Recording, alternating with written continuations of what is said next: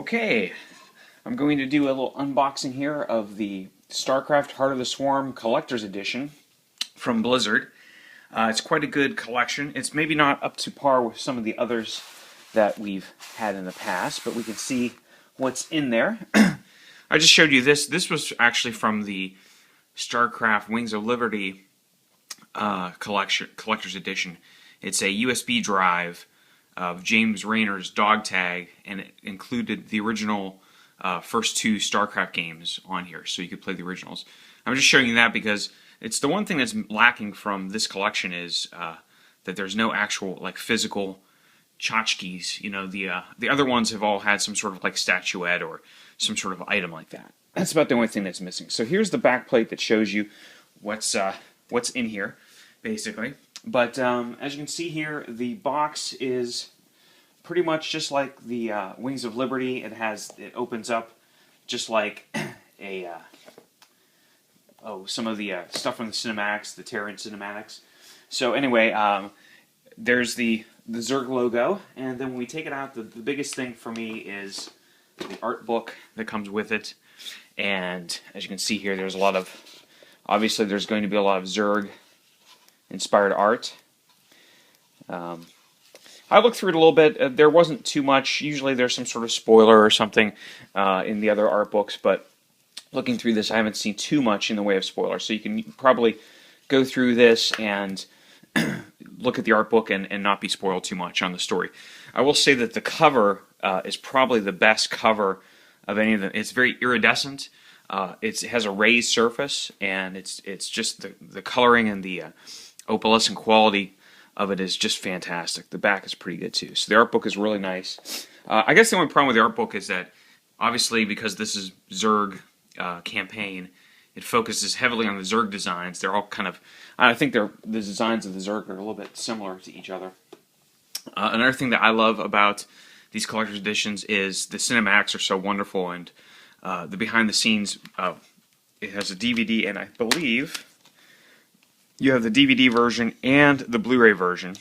Alright, so the behind the scenes, there's a little outlay that comes in there. It tells you all the credits. Alright, so that's pretty good for me being a behind the scenes kind of person.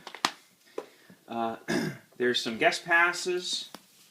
Don't want to show you the codes there, but you get 4 guest passes. Actually, I've given 2 of these to some other people for World of Warcraft and for Starcraft. Okay, and the game DVD, which is kind of superfluous since everything goes through a client now. You can just download the client online. But there it is. If you do need to install it, it's very, very small and slim. And then you get the soundtrack, which is actually a pretty good soundtrack. It goes into a little. There's a. If you take it out, there's some more artwork of Kerrigan glaring at you, and there's an inset in here. It just has some more information about the production of the soundtrack. And let's see. That's pretty much it. So it's a pretty good collector's edition. It's not as good as some of the others. Like I said, you know, the other collector's editions tend to have some sort of item. They come with some sort of item that you can go ahead and, you know, put on your mantle or whatever. So, but obviously everything that Blizzard does, I pretty much learned my lesson from not buying the Diablo 2 collector's edition, which was that's, you know, these are about the only collector's editions I'll buy are Blizzard collector's editions.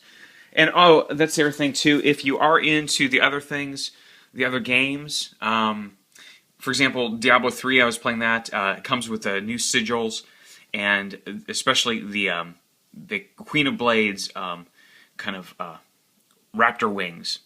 So those are pretty cool to be running around in Diablo and have my wizard or my monk running around with these spiky wings and stuff.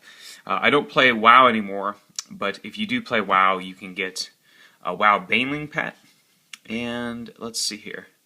Then various portraits for in-game content so that you can be the only guy in your league or whatever to have these certain portraits. So if you're if you're into that, oh, that's right. There's one more thing. I forgot which, because I haven't been using it as a mouse pad. I've been using it. There is this really excellent mouse pad. So I forgot there is some physical thing that comes with it, depicting, I guess, the fall of Korhal or whatever, which is seen in the cinematic. So it is actually quite a large pad, but I've just been using it as like a placeholder or whatever, but it has some excellent artwork on it. So that is the StarCraft 2 Heart of the Swarm Collector's Edition. There's quite a bit in there. If it's up to you if you want to spend the extra bucks to get it.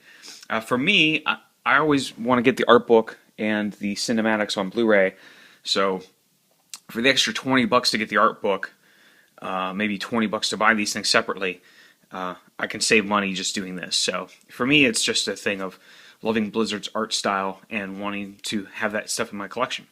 So there it is. Hope you enjoy it.